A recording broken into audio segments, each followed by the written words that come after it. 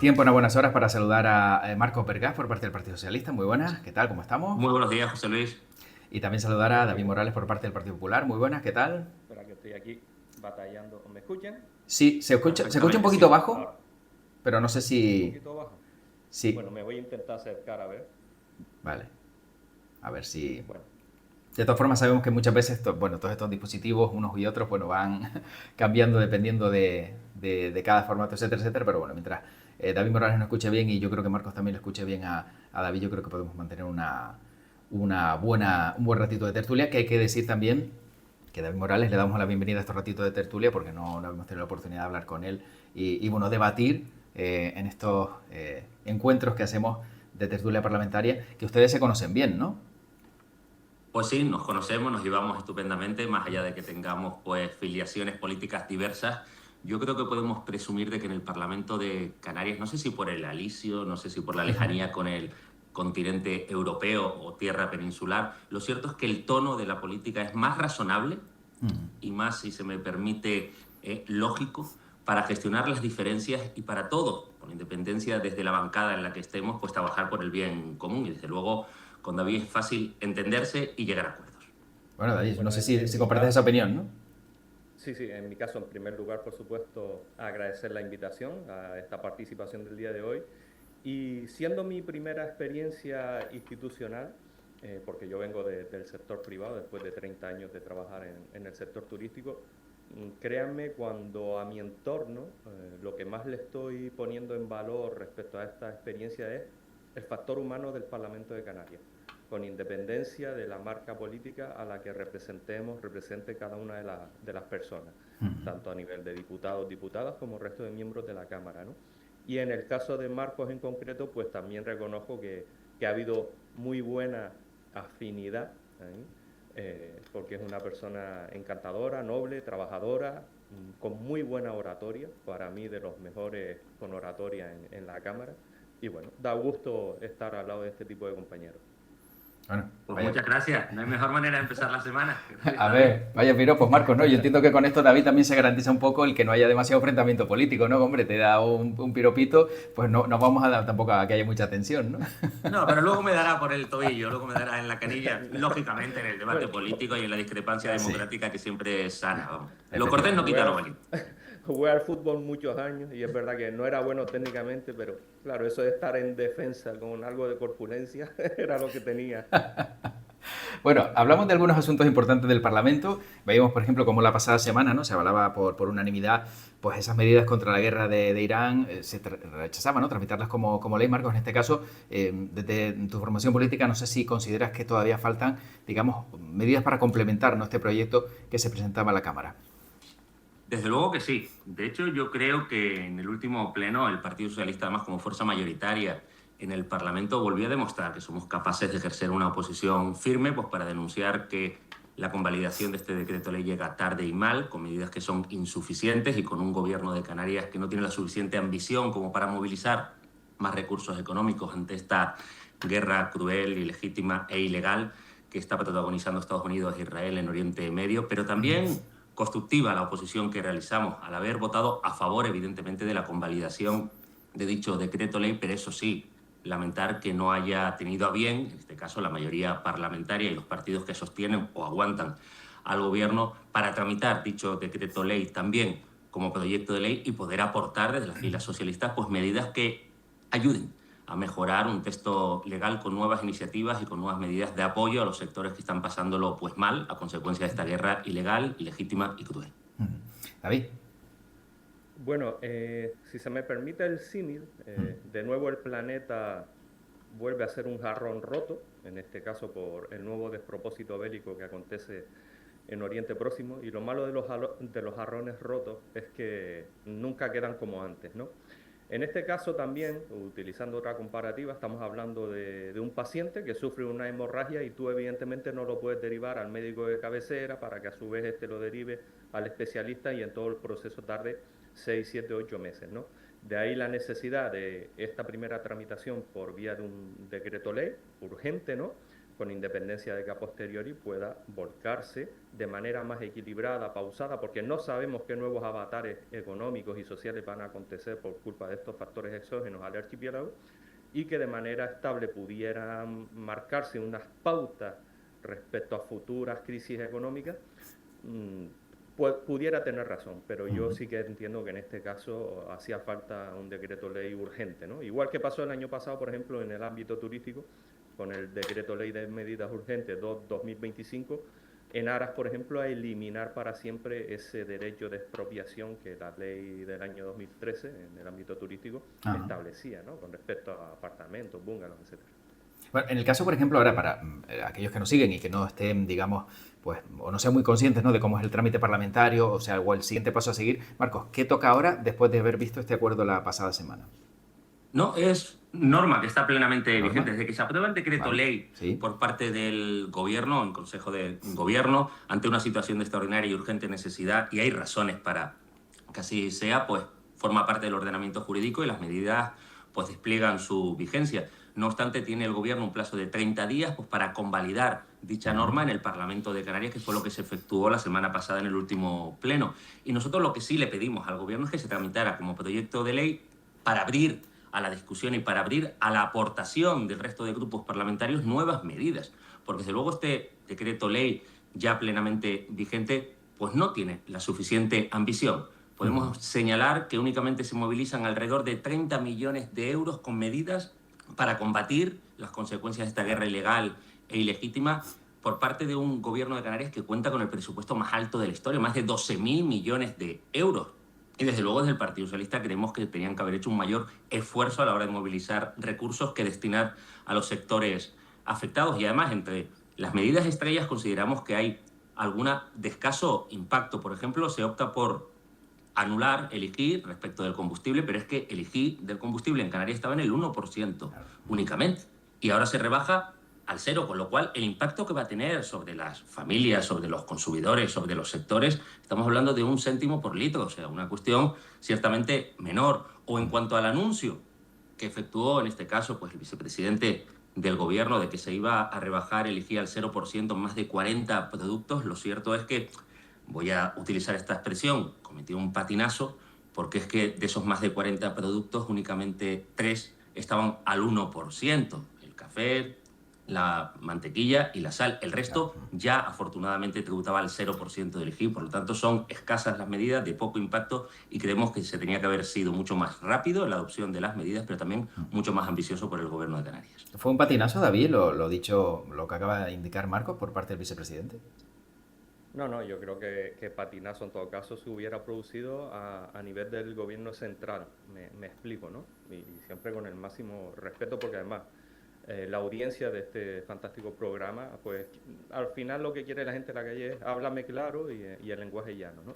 Vamos a ver, cuando se desató el otro despropósito de la guerra de Ucrania, la invasión rusa de Ucrania, el gobierno central aprobó un plan de unos 5.000 millones de euros para hacer frente, ¿no?, a los daños sociales y económicos que ese primer conflicto originó, prácticamente en plena pandemia. Y en esa asignación de 5.000 millones de euros, Canarias sí estaba incluida. ¿Qué ha pasado ahora? Que en las medidas aprobadas por el gobierno central, Canarias queda aparte, como bien señala Marco. En este caso ha sido el gobierno autonómico el que en un primer momento destina 30 millones de euros prorrogables a otros 30 millones en función de cómo se desarrollen los acontecimientos. Y es verdad, los apuntes porcentuales en términos de IGI que señala Marcos son correctos.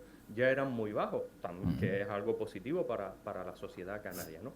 Por eso nosotros consideramos fundamental en estos momentos que en lo que respecta a la regla de gasto, la misma se flexibilice para comunidades como Canarias, que es la comunidad autónoma menos endeudada de todo el Estado y que tiene ahí remanentes las distintas administraciones, ayuntamientos, cabildos y el propio gobierno, que bien pudieran destinarse a ayudar a nuestra sociedad. Lo que a mí, por ejemplo, me resulta paradójico es que a día de hoy la gasolina prácticamente esté más cara en Canarias que en la península. ¿Por qué? Marcos lo decía, ya tributaba a solo el 1%, si lo baja al 0, bueno, es verdad que la diferencia es mínima. Sin embargo, las ayudas del Estado al resto de comunidades a nivel global, a nivel península, sí que han tenido un efecto más beneficioso en el coste de la gasolina, que es ahora mismo uno de los desafíos a los que nos enfrentamos todos en las islas. Bueno, Sí, por precisar sí. únicamente algún punto de la intervención de David, el gobierno de España aprobó un Real Decreto Ley con mayor rapidez que el gobierno de Canarias, con 80 medidas, inmovilizando la cifra de 5.000 millones de euros en esta primera tanda de acciones para combatir las consecuencias de la guerra en Oriente Medio.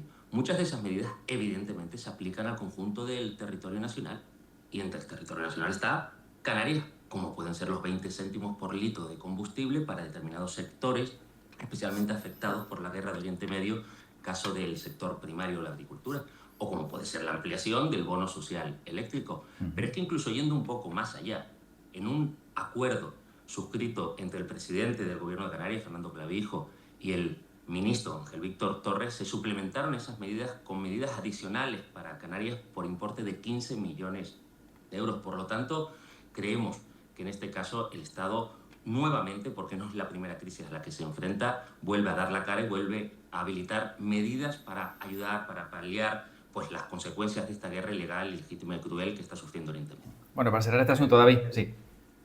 No, me gusta el apunte que ha hecho Marco de que el gobierno central aprobó un Real Decreto Ley, porque ahí está de nuevo la referencia a la figura legislativa, digamos, más rápida de cara a tener practicidad, efectividad casi inmediata en la sociedad en general, ¿no? Si bien es verdad que en el caso de aquel decreto ley vinculado al conflicto de Ucrania, luego tardó el gobierno central casi 10 meses en aprobarlo, pero ahí está, decreto ley. Bueno, el siguiente tema lo abre en este caso David Morales. El 50% de las inversiones en marcha se podrían parar si los fondos europeos no se extienden hasta el año 2028. ¿Qué peligro hay? ¿Y cómo va a ser, pues, digamos, esta circunstancia si esto realmente ocurre? Porque estaremos hablando de la mitad de todos esos proyectos, que estamos hablando de muchísimas inversiones que ya están en marcha. Bueno, es cierto que hay una fecha límite para los proyectos en materia de sostenibilidad medioambiental, recursos energéticos, energías renovables, digitalización, etcétera, que es la de agosto de este año, ¿no? Cuando hasta prácticamente diciembre de 2025 se han ido asignando nuevas cantidades para dichos proyectos. Aquí lo paradójico es que así como el gobierno central sí ha conseguido que para los proyectos del IDAE, el Instituto para la Diversificación y el Ahorro Económico, dependiente del Ministerio de Transición Ecológica, España ha conseguido la prórroga para dichos proyectos que dependen de sí mismas. Sin embargo, para los proyectos que está planteando Canarias, que además tiene que conseguir una mayor penetración de energías renovables en todas las islas, hay reticencia. Entonces no se entiende que para los proyectos estatales se haya conseguido la prórroga y no así para el tema de los proyectos autonómicos. Hoy mismo hay una nueva información que refiere que en términos de ayudas de estos fondos Next Generation, Canarias incluso supera el 100% en cuanto a la concesión de ayudas, pero es verdad que en cuanto a la licitación se mueven porcentajes de en torno al 50%.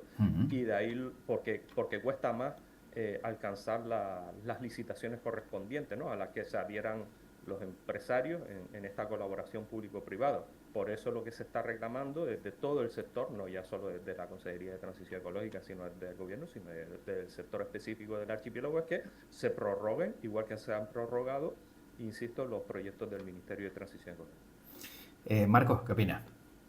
Sí, estamos hablando de 1.700 millones de euros de solidaridad comunitaria con Canarias, que teníamos un plazo hasta el año 2026, hasta el próximo verano, para ejecutar, pero que lamentablemente el gobierno de Canarias, en una denuncia que además venimos haciendo desde el Partido Socialista, pues no ha estado muy fino en la gestión de esos fondos. Yo creo que además reproduciendo el problema a la hora de ejecutar las inversiones que tiene este gobierno formado por Coalición Canaria y Partido Popular en la Comunidad Autónoma de Canarias, porque hay que recordar que respecto de los presupuestos del año 2024 y 2025, los recursos propios de todos los canarios dejaron de gastar más de 1.200 millones de euros en cada anualidad, y al hablar de estos fondos comunitarios, el riesgo es tener que devolver más de 200 millones de euros. Ya se han devuelto más de 50. Pero es que están en riesgo 250 millones de euros que el propio gobierno, en un informe de finales del 2025, prevé que tengan que devolver. Entre ellos, más de 40 millones destinados para vivienda, o más de 50 destinados para el la lucha contra el cambio climático. Nosotros, además de exigirle al gobierno que se aplique en estos meses, evidentemente esperamos que se pueda prorrogar la vigencia o el plazo para la ejecución de dichos fondos comunitarios. Y de hecho hay un acuerdo suscrito entre el Estado y la propia Comunidad Autónoma de Canarias para remitir a la Comisión Europea la petición de prorrogar los mismos un año más. Pero la decisión última no le corresponde al Estado español. La decisión última le corresponde a la Comisión Europea, donde existe una mayoría además conservadora. Por lo tanto, lo que esperamos es que sea sensible esa Comisión Europea, que incluso los socios conservadores, que son mayoría en el seno de esa importantísima institución comunitaria, vea la necesidad de prorrogar la vigencia de dichos fondos y finalmente se acuerde, pero eso sí, que el gobierno se ponga las pilas, el gobierno de la comunidad autónoma, para no desperdiciar ni un solo euro más de esos fondos comunitarios que deben de ayudarnos pues, a mejorar el modelo productivo de estas islas. No, simplemente me alineo en el sentido de que el gobierno de España debe reclamar o exigir también para nuestro archipiélago la referida prórroga a la que hacía antes alusión. Es importantísimo porque estamos hablando de numerosos ayuntamientos aquí en el archipiélago que tienen sobre la mesa proyectos. Recientemente yo podía hablar con el alcalde de Valleseco, en el noroeste de Gran Canaria, y me hablaba de un proyecto de placas fotovoltaicas en un pequeño parking que tienen, ¿no? Cubrir el parking con un techado que proteja a los vehículos y que al mismo tiempo sirva pues como recolector de energía renovable a través de dichas placas, pero tenía la incertidumbre, habida cuenta precisamente del corto espacio de tiempo que les queda para poder ejecutar el contratista correspondiente el proyecto, ¿no? Y de ahí la duda, antes de meterse sin tener la garantía de que tengan que devolverlos en agosto de este mismo año, pues a la espera de que el gobierno de España consiga la prórroga, igual que sí lo ha conseguido para los proyectos del mismo ministerio. En todo caso, si me permite, sí. José Luis, David, lo que es importante señalar es que estos fondos comunitarios se obtuvieron, además, yo creo que en un ejercicio de liderazgo político por parte del Estado español a consecuencia de la pandemia, que parece que queda muy lejos, pero es la causa de este fondo de reactivación económica que se aplica en el conjunto de Europa, pero que España fue el Estado más beneficiado con dichos recursos económicos. En una muestra más de que ante cualquier crisis económica, el gobierno progresista de España se pone al frente y lidera medidas para ayudar a paliar las consecuencias de las diversas crisis. Podemos hablar de la crisis a consecuencia de la guerra de Ucrania y se adoptaron medidas que antes David cifraba en 5.000 millones de euros.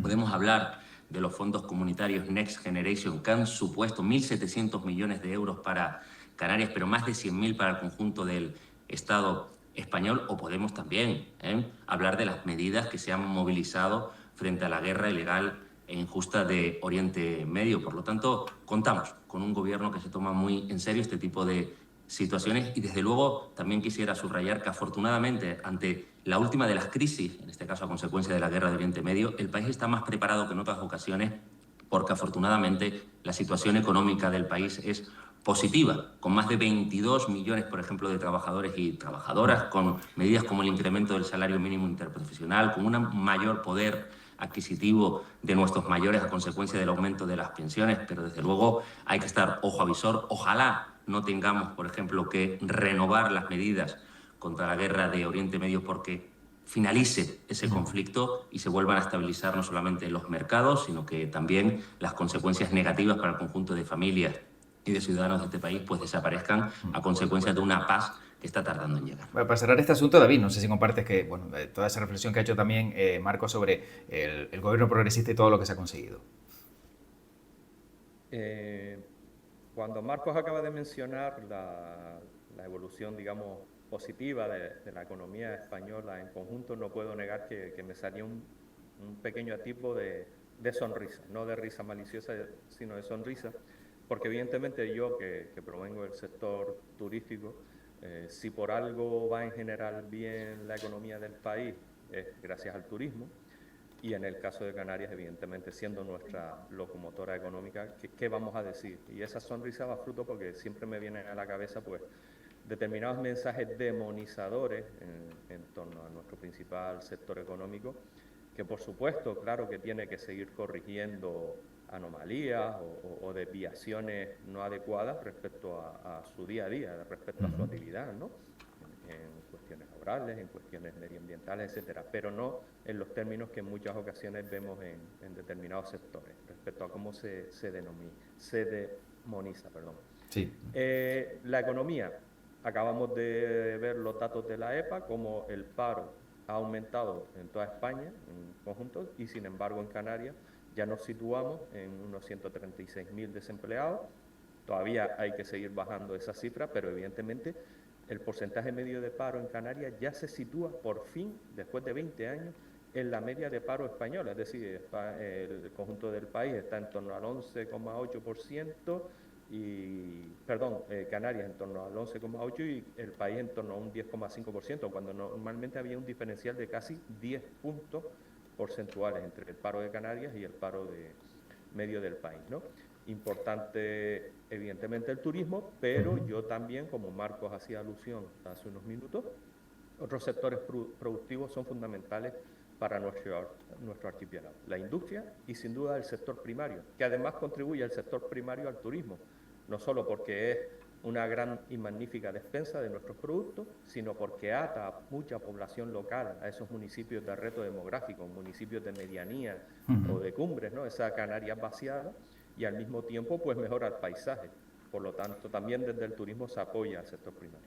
Bueno, como nos quedan apenas 5 minutos, sí me gustaría, si puede ser, sintetizar la opinión de cada uno sobre el siguiente tema, porque el caos urbanístico, hay un informe que refleja que en España pues, está parada la construcción de más de 2 millones de viviendas. Vemos que a lo mejor en otros países son un poquito más livianos, más ligeros a la hora de construir vivienda, y es algo que necesitamos urgentemente, y parece que en este país, y este tema lo abres tú, Marcos, muy rápidamente también, parece que nos está costando muchísimo sacar adelante, por culpa quizá de la burocracia, todo ese parque de viviendas que es tan importante.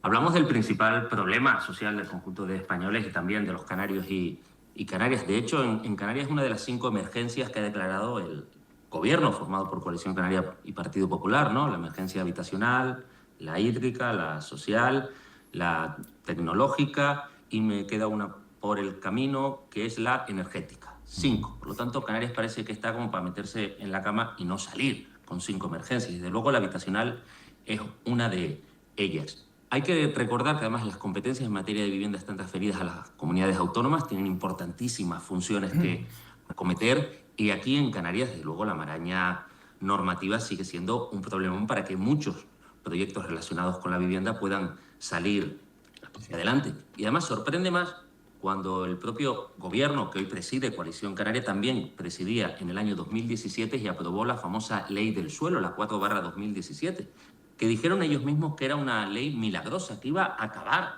con la maraña normativa, que iba a acelerar proyectos de interés general, de interés insular, y sin embargo vemos como años después esa ley no ha resuelto los problemas urbanísticos de Canarias, no ha acelerado proyectos como pueden ser los que afectan a la vivienda y el propio gobierno de Canarias viene anunciando desde hace ya 3 años, 1000 días con sus 1000 noches, que va a modificar esa ley milagrosa que vendieron a bombo y platillo.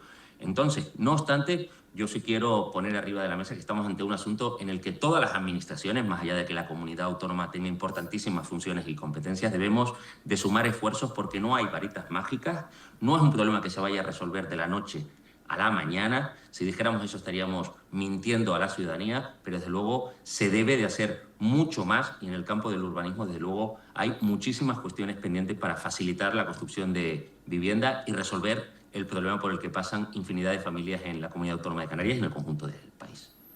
Bueno, David. Voy a meterme un poquito con Marcos. Desde 2023 Pedro Sánchez ha anunciado la construcción de 263.000 viviendas y no hay ninguna.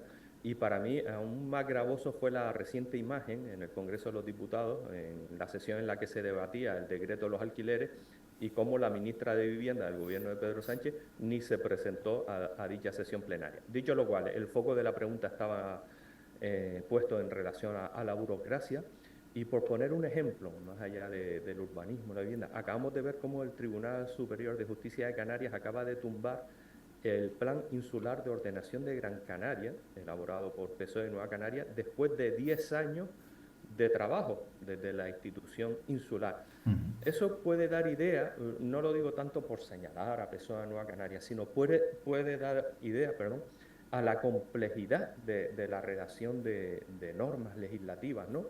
Y de ahí que al final todo se convierta en una maraña. Es lógico que el personal funcionarial de las distintas administraciones locales actúe con pies de plomo, y ahí entiende uno por qué a veces se ralentizan los procesos, porque claro, cualquier mínimo error, desviación respecto a no considerar leyes, normativas, decretos anteriores, etcétera, puede luego dar a pie a que se tumbe este tipo de importantes medidas, ¿no? En este caso de planificación urbanística o territorial de una isla como Gran Canaria. En todo caso, Sí. la ley del suelo, por añadir, Sí. venía precisamente a resolver las dificultades en la tramitación de los planes generales, tanto los municipales como los insulares. Y ha fracasado esa ley estrella del primer gobierno de Fernando Clavijo, porque tal día como hoy, y estamos en el año 2026, solamente un plan general municipal de los 88 municipios que tiene la comunidad autónoma está adaptado a la famosa ley del suelo. Y se sigue poniendo arriba de la mesa las trabas burocráticas, urbanísticas y de tramitación para que proyectos relacionados con la vivienda en Canarias vean la luz.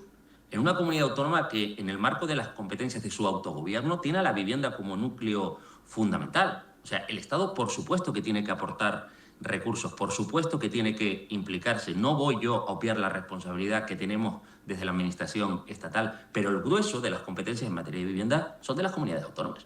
Y ahí la comunidad autónoma de Canarias ciertamente pues no ha estado a la altura en un asunto que no es fácil de resolver, pero por ejemplo, no sé si estarás conmigo, David, en que fue un error el decreto ley de medidas urgentes en materia de vivienda no tramitarlo como proyecto de ley para que todos los partidos del hemiciclo pudiéramos aportar soluciones en un asunto que sí concilió en el anterior mandato legislatura un pacto por la vivienda en Canarias, pero también un plan canario de la vivienda que ha permitido dar pasos, pero que evidentemente tiene que continuarse en el tiempo. Bueno, para cerrar, David, muy rápidamente también sobre esta reflexión. Sí.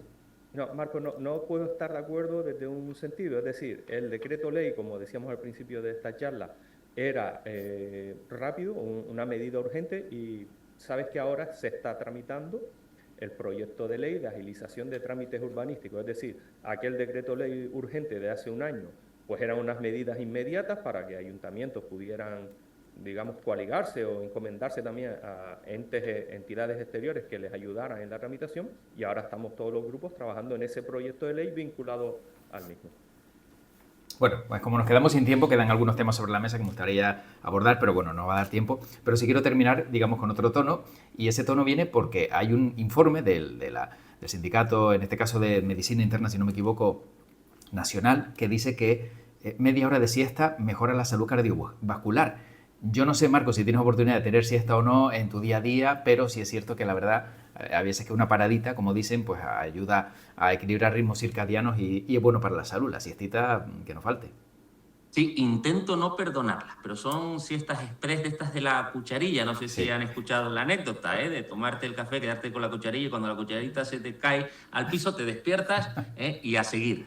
Porque además la vida de uno está muy ocupada y es muy entretenida, pero sí, esos 10 minutos me reactivan y me permite pues encarar el resto del día con más energía y más fuerza. Exactamente. Yo no sé si David también tiene la fortuna o el huequito en el día a día de poder hacer una mini siesta, aunque sea.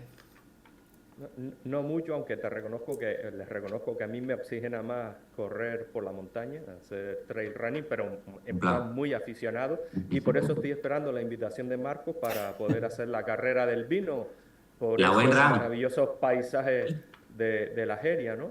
Un símbolo mundial de nuestro archipiélago.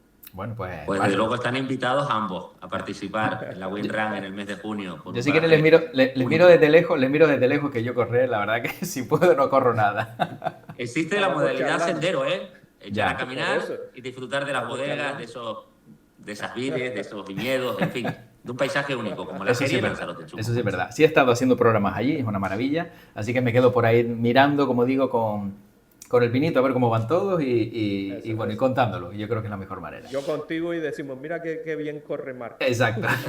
Muchas gracias. Bueno, Marco, depende del día, pero sí, estoy en un buen momento, las lesiones me respetan y a mi edad y con el tiempo que tengo para los entrenos no me puedo quejar, ni mucho menos. Sin duda. Bueno, Marcos Vergara del Partido Socialista, David Morales del Partido Popular, muchas gracias a los dos por este ratito en tertulia parlamentaria. Cuídense mucho y les veo pronto por aquí. Gracias. Gracias a ambos, un abrazo, buena semana. Muchas gracias, feliz semana. Adiós.